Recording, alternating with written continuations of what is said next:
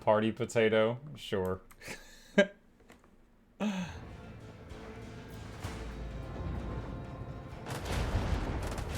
Yeah, I'm glad I've got these little escort ships. They were helping a lot.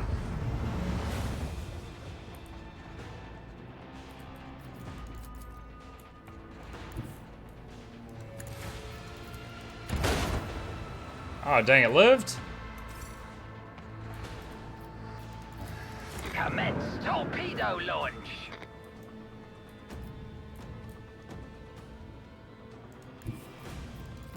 Unleash our fury. Lance.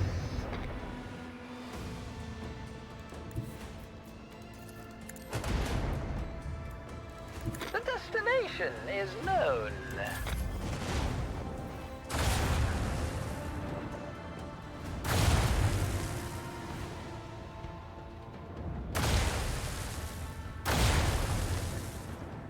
God, they're all regenerating.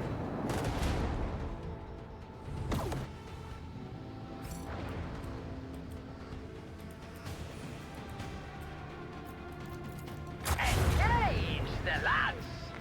What happened to the boarding parties? Dude, I don't know. The button has been grayed out the whole battle. It hasn't given me the option of using it. Even though this is my second playthrough of this game, I do not understand the system. There's a purple bar under it. It fills up really slowly, and you can't use that power except when the bar is filled up. And I don't know if it's just turns in combat or what. I don't know what that is.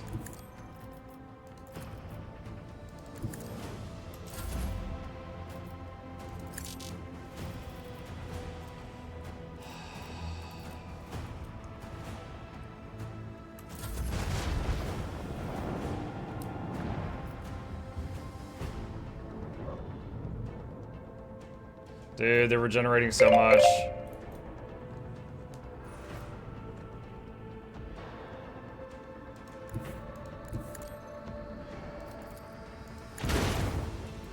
Wow, those did not do a lot. Engage the lance. Unleash our fury. Okay, it's reanimated, so it should be, like, starting to fall apart now.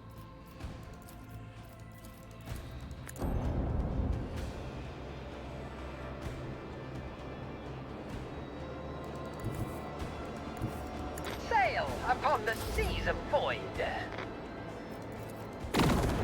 It's one.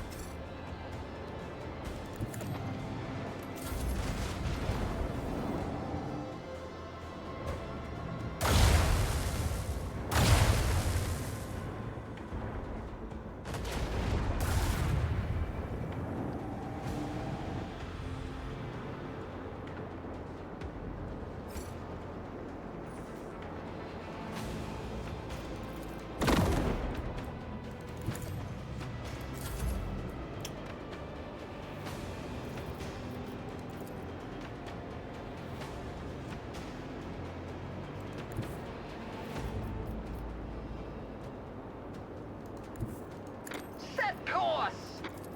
Commence the symphony of macro cannons. Lance. Alright, so that one's falling apart, so I'm trying to focus more damage on that one right now.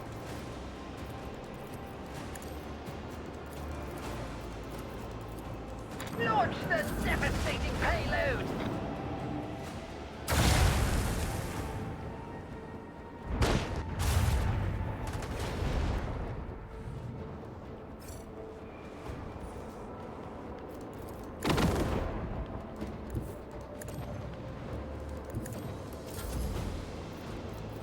Unleash Dude, our this thing is fury. full health again! Engage the lance.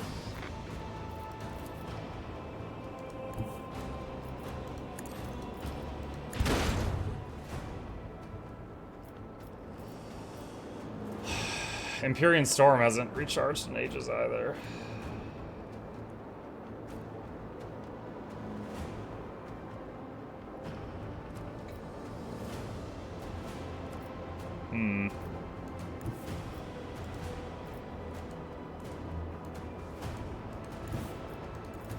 Initiate macro cannon barrage. Engage the macro cannons. avoid.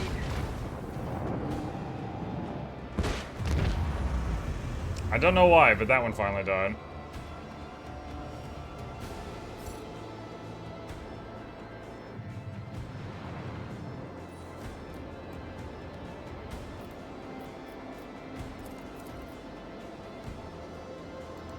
The destination is known. Lance. Drown them in the void. Oh, I can finally use boarding parties again. First time this battle. Alright, so that thing's in reanimation mode now.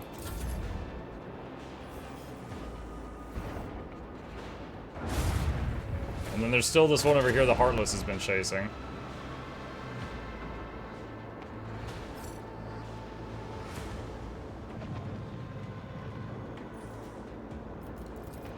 Unleash our fury. Engage the lance.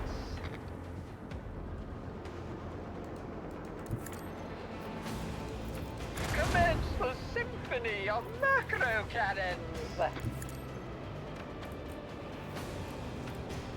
This is another one there. What is that buff on it? Sleeping. The Necrons are sleeping, they remain inactive until woken. Oh, okay.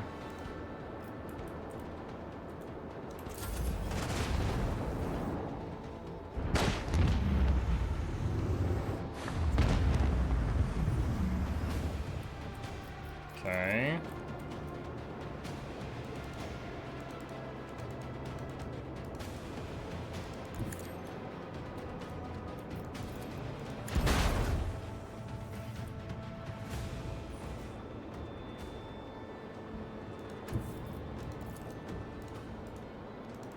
Set course. Lance. Knock knock, wake up! Unleash our fury. Launch the devastating payload. World's most violent alarm clock.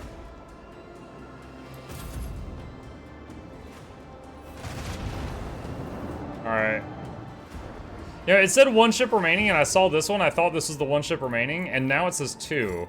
So I guess the sleeping ones don't count. I could have ignored this. Void Master, if you please. Lance.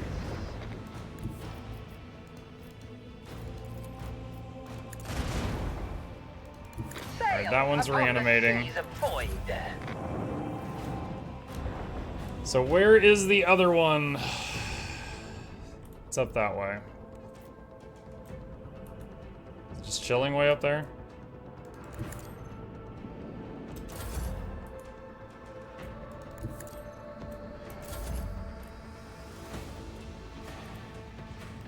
Void Master, if you please.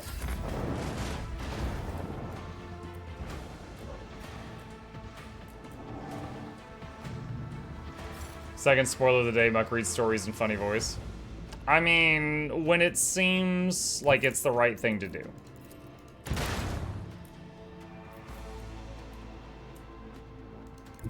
Set course.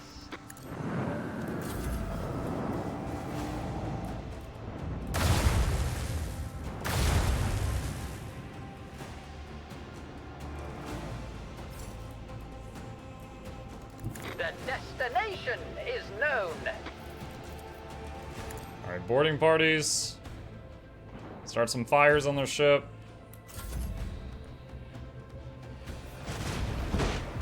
Alright, that one was the one that we pushed into the reanimation protocol.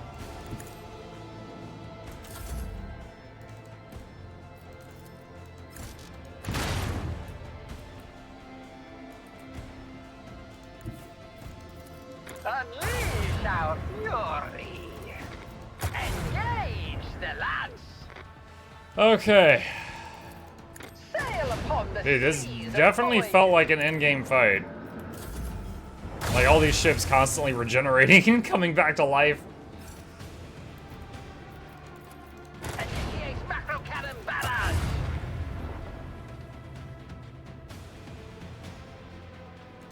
The destination is known. No one can outmaneuver House Orcellia. Death spheres and living metal specimens.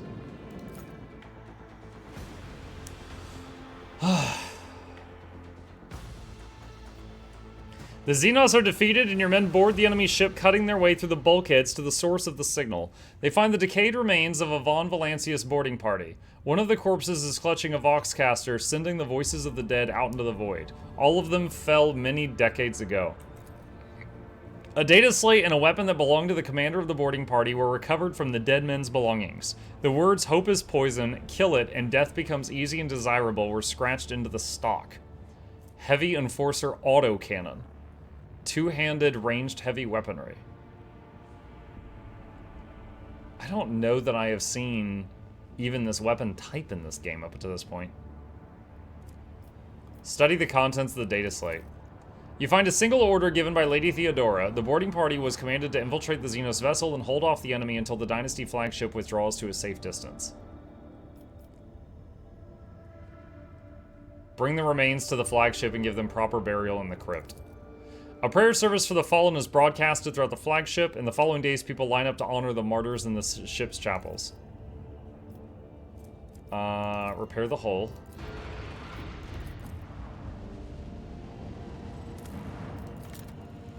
Evening, hey, X4. Alright, nothing there. Okay.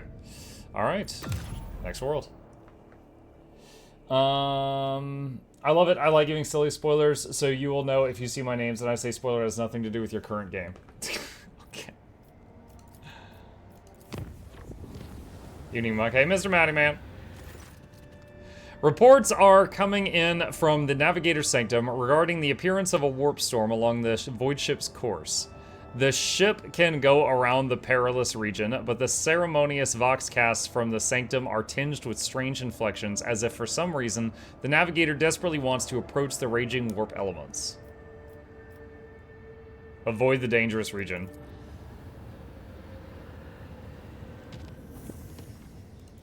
Chart new routes.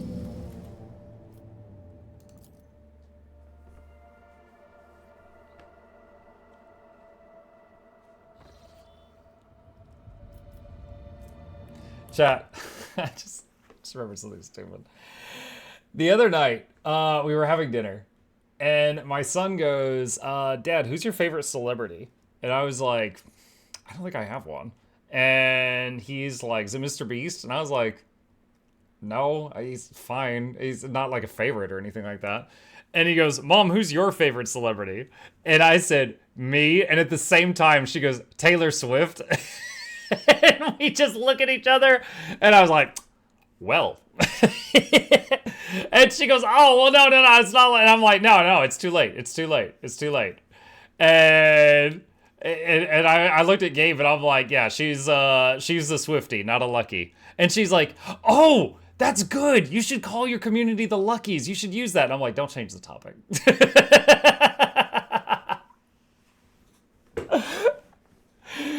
That's it. That's the story. That happened last night.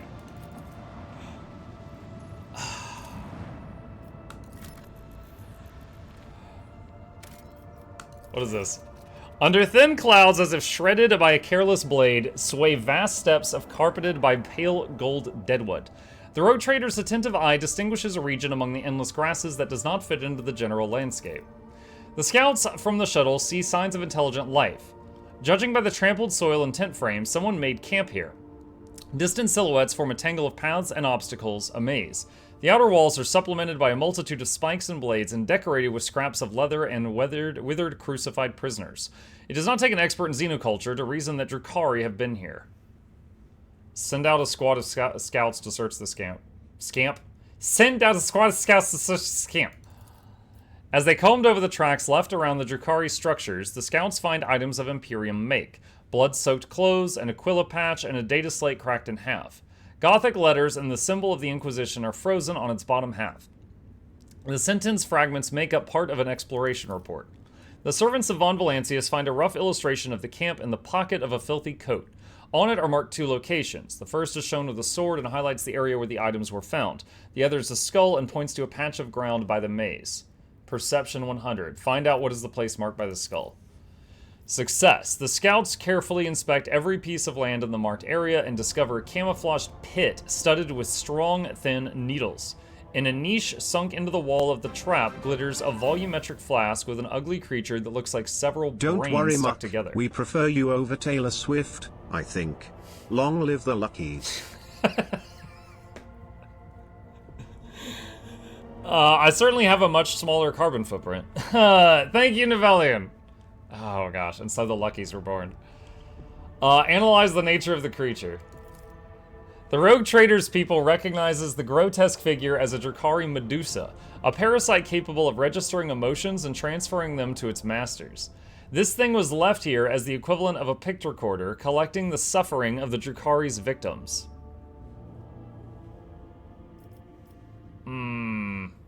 Destroy the abomination. The flask explodes into shrapnel fragments under a salvo from the scouts' rifles. The remaining liquid is collected into several test tubes to be examined in the ship's laboratorium and put to good use or destroyed on the orders of the Rogue Trader. You receive 3 pain blockers. Yay, drugs! Continue exploring. Deep prints belonging to landing legs and a ladder are visible in the grass behind the maze. The relative positions of the recesses correspond to the design of an Imperial shuttle. When the Von Valencia scouts approach, they find a wax seal bearing the symbol of the Inquisition and a monogram formed from the letters XC. An officer voices the proposition that the initials correspond to the name of Lord Inquisitor Xavier Calcazar. Awareness. Search for other objects in the grass. Success. A segment of the dry grass a few meters in front of the prints from the ladder has been cut as if scythed. Among the chopped stems lies a piece of Drakari trophy. A flap of dark skin stretched out by thin chains. Most of it is covered by a tattoo, a silhouette of a storm or tornado, and a black symbol composed of curved lines and sharp blades. You received a master-crafted Hekatari blade and Last Stand. It's a shield. While the wielder has less than 4 traumas and an adjacent ally still in combat, the wielder's wounds cannot drop below 1. Each instance of lethal damage inflicts a random trauma instead. Huh. That's interesting. Burn away the remaining traces of Xenos' presence. The predatory structures do not burn easily, and it takes a long time for them to heat up. When the flames finally gather strength, turquoise explosions flash amid the yellow-orange flames. Whatever was down there was dangerous. Acquired cargo fuel. How did I acquire fuel from starting a fire? Wouldn't I have lost fuel? I'm partial to muckalites myself. And to think y'all were once the denizens.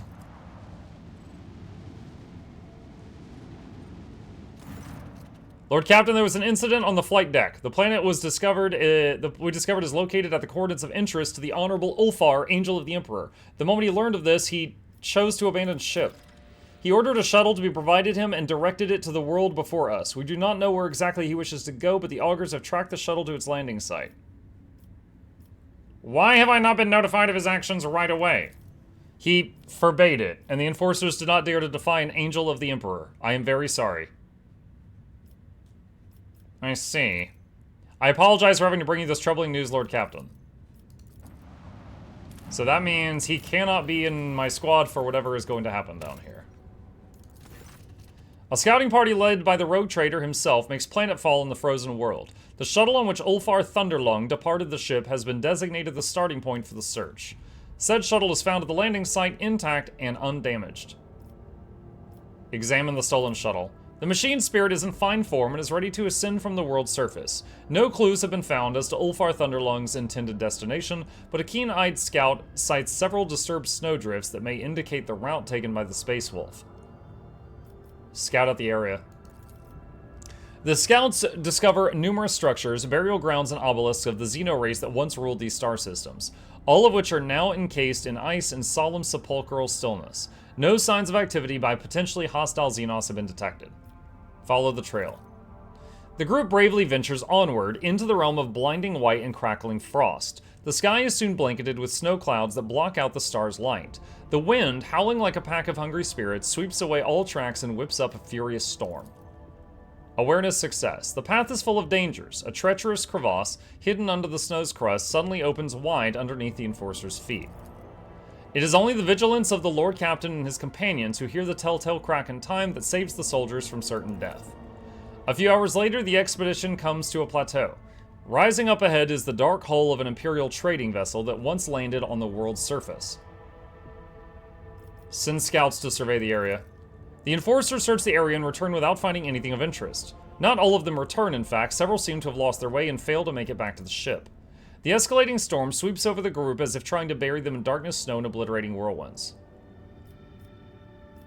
Investigate the ship. Actually, take shelter in the ship and set up camp. The bone-weary soldiers welcome the chance to rest. Watchful sentries stand guard while their more fortunate comrades stuff themselves with now frozen rations of the ship's vanished crew. Corral success. The temperature inexorably plummets, but the brave enforcers, following the Lord Captain's example, staunchly endure the trial and do not lose heart. One of the sentries delivers an anxious report to the Lord Captain. He has seen a massive shadow in the darkness, and it was definitely not Ulfar Thunderlong. Light a brighter fire. Barrels of frozen promethium are dragged outside. The frozen fuel reluctantly succumbs to the heat of the thermal cutters, and the fires kindle around the ship. Even this is not enough to dispel the snowy darkness, but the people are buoyed up by the additional light and warmth. A messenger rushes to the Lord Captain to report that one of the sentries is missing. Large tracks have been found near the sentry's post, as well as a few drops of blood.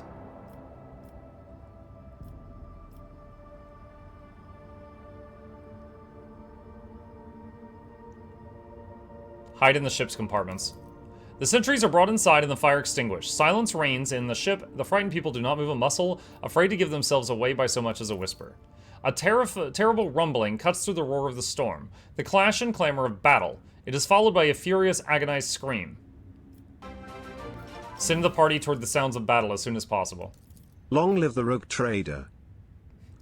Tied together with ropes and bolstering each other with battle cries, the enforcers rush toward the battle in human chains. Unable to see anything ahead in the darkness and swirling snow, they blindly stride toward the source of the battle's monstrous thunder. So this is not using my team's dice rolls, it's only using my own, and I have 0 for that. Take up positions and wait. The clamor of battle quickly dies down, and the soldiers warily creep forward where a gruesome discovery is revealed to their eyes. Ulfar has been found lying in the blood-soaked snow. There are signs of a terrible battle all around, and the Space Wolf's body is covered in grievous wounds. The expedition healer doubts that even an Angel of the Emperor will last long with such injuries. With great care, they incinerate the body of Ulfar Thunderlong is... Wait, the insensate? I don't know that word. The insensate body of Ulfar Thunderlong is borne to the shuttles and, wasting no time, brought back to the ship for urgent treatment. Despite the healer's prognosis, the Space Wolf's spirit clings on as he drags himself out of Mordecai's jaws. Okay, I wonder, can I talk to him now? Let's go to the bridge. Not my Space Marine. Bluebelt, you sound like people after that last election. Hashtag not my Space Marine. Hey there, Rose bought your funniest or a voodoo doll. Nice. Now, I fear what he's gonna do with it. I'm hoping nothing involving jars or flames, but knowing him, probably one of them. Where is Ulfar? Is he here? Hang on.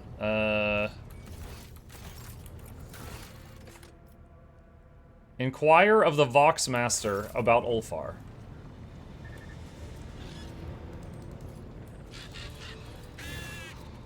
How is Ulfar? Has he regained consciousness? He is feeling better, Lord Captain. The ship's chirurgeon was amazed at his resilience. The esteemed Lord Ulfar is currently convalescing in his chambers. Have a servant escort me to Ulfar's quarters. I don't know if I've ever seen this. I think last time he was not in my main party at the end, so I don't know if I've ever seen this bit.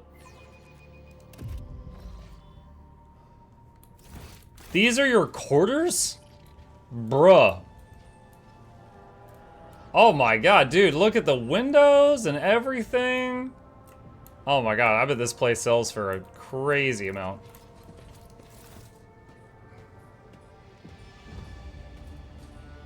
He has people that just stand around and worship him. Ulfar's dark figure towers over you. His head is lowered, his hair hanging in a curtain across his face. His fair skin is cross-hatched with broad crimson scars held together by metal staples and covered with black spiked runes for physical healing. Could an ordinary mortal have survived such injuries? Unlikely. With the twitch of his fingers, Ulfar bids the two servants and attendants to step away so as not to intrude on your conversation. They silently retreat. Eit veter, I must thank you for saving me. I had a difficult battle. I am glad you survived, Ulfar. I always survive. Why did you decide to go to that world alone? After a few moments of silence, Ulfar says quietly, so I did not have to bury your body in the snow, Eit veter. It is not out of arrogance that wolves do not allow mortals into our affairs, but because the burden of those deeds is heavy and they reek of death. Just consider what kind of threat you could have been facing, in a place where an entire pack of Astartes disappeared. If I had risked you for the sake of fulfilling my vows, would that have been worthy of me?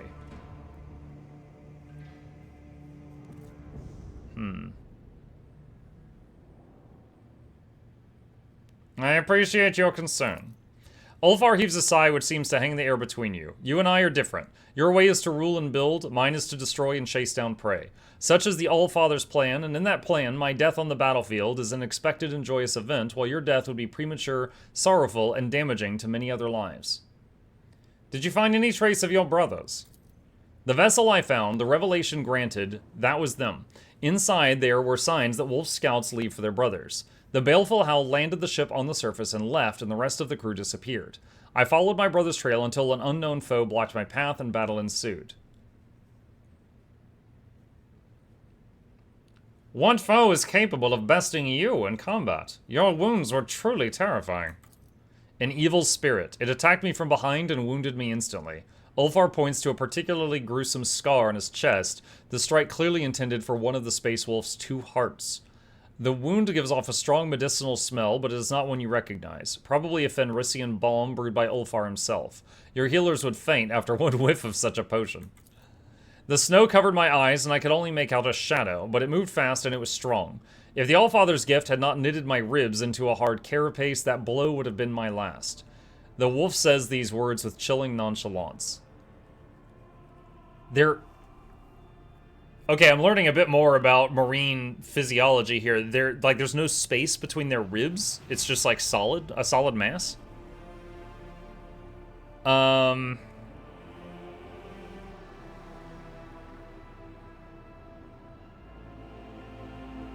see. Ulfar nods in agreement, his face grim.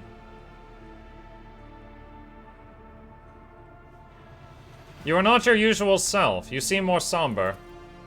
By bitter paths come wisdom, in wake of bloody losses, and shattered dreams. Heavy thoughts weighing on its broad shoulders, it enters unbidden, and takes a seat by your hearth.